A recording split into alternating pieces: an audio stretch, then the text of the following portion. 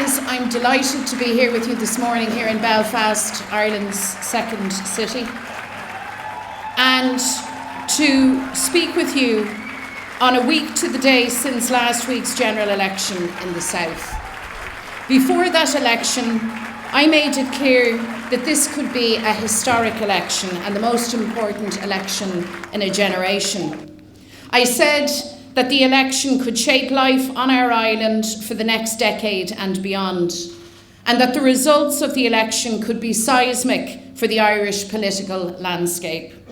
Well, that assessment, my friends, was proven to be correct, because together we took our message to the people and to communities, and the people responded. Sinn Féin won the election, and 535,573 people gave Sinn Féin their number one vote.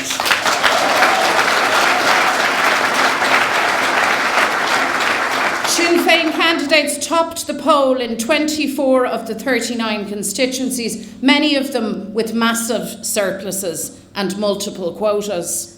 So the people have voted for change. Indeed, not since the watershed election of 1918 has the vote of the Irish people rocked the political establishment so fundamentally. So never again will a general election be pitched as a simple choice between Fianna Fáil and Fine Gael.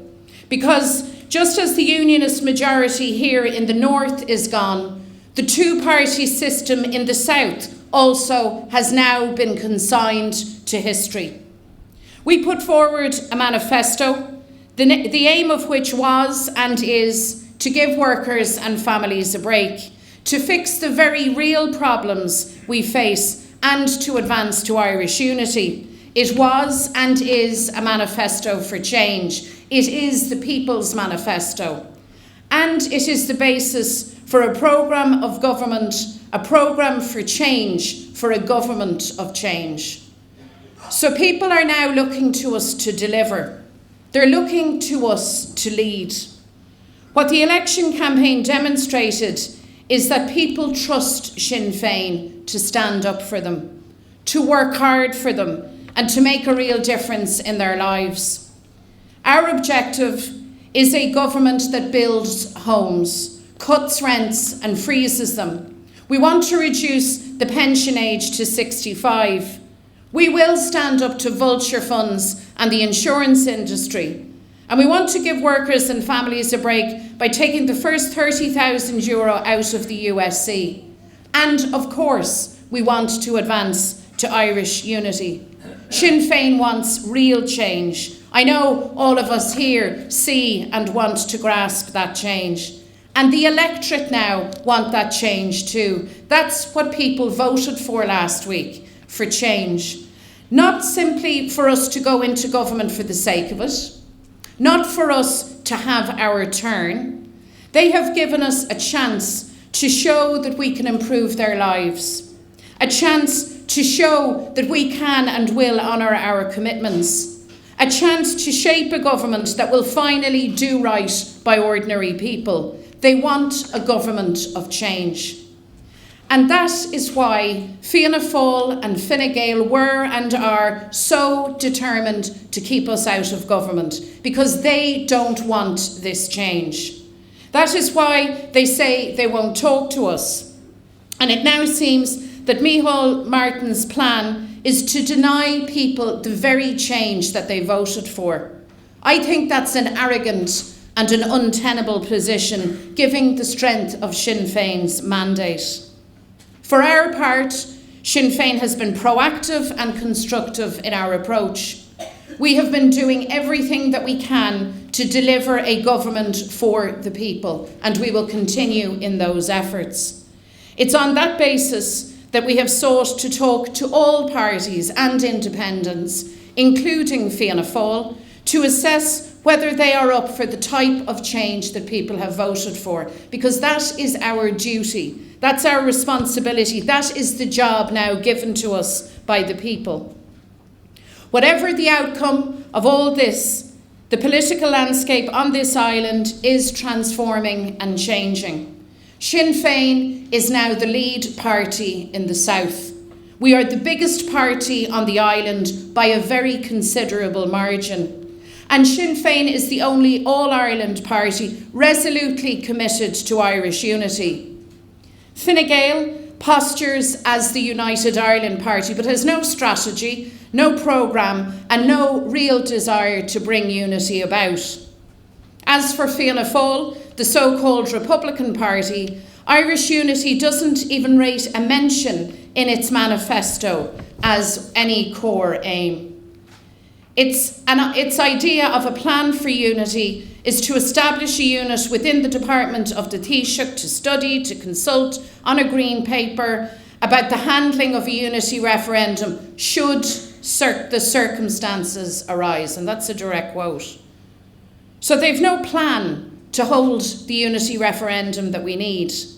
No plan to encourage or prepare for the widest possible conversation across all sectors of society on this island about how best to promote and win a unity referendum. They've no plan. All they have is waffle.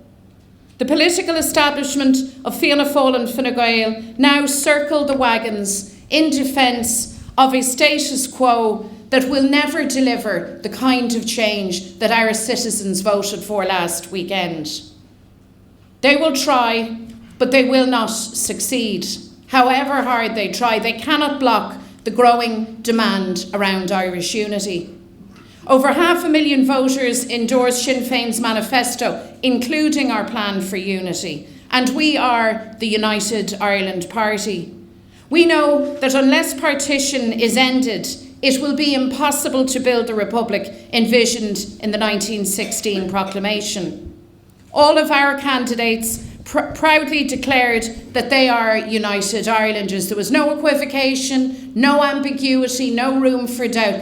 This is who we are. We are United Irelanders. So be assured that in all of our discussions with the other parties about agreeing a programme for government, the desire and the demand for unity is a priority. Since we last met, the Northern Assembly and power-sharing government is back in place. I want to commend our negotiating team and our executive and assembly team led by Michelle O'Neill.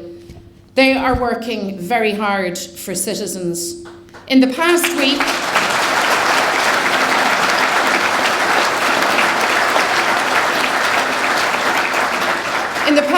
we've seen a number of threats made by so-called dissidents against Michelle and against Jerry Kelly.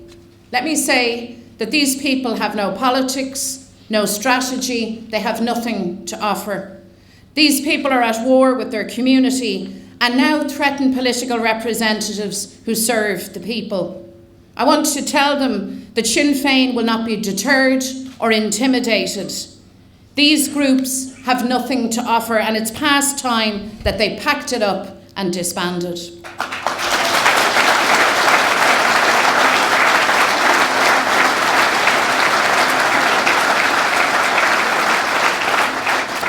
Already in the executive, we have seen measures taken to tackle poverty, including moving quickly to end the nurses' dispute for equal pay, extending welfare mitigation, a new housing building programme that has been announced. Additional funding has also been made available for education and for the victims and survivors of the contaminated blood scandal in the north, which will receive compensation payments. I think it's important for me to stress again that unionists have nothing to fear from Irish unity.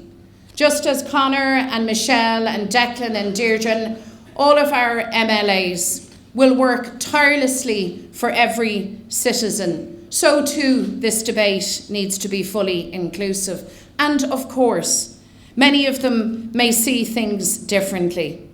But the answer to all of this is to talk. We got power-sharing government back because we talked. We will get an agreed shared Ireland in place because we talk. Sinn Féin's success, my friends, has been built on the foundations of years of hard work by our activists, years of believing in our political goals, years of dedication to the struggle for a united Ireland. And now, at this unique moment, every county in Ireland has a Sinn Féin representative. Every single one.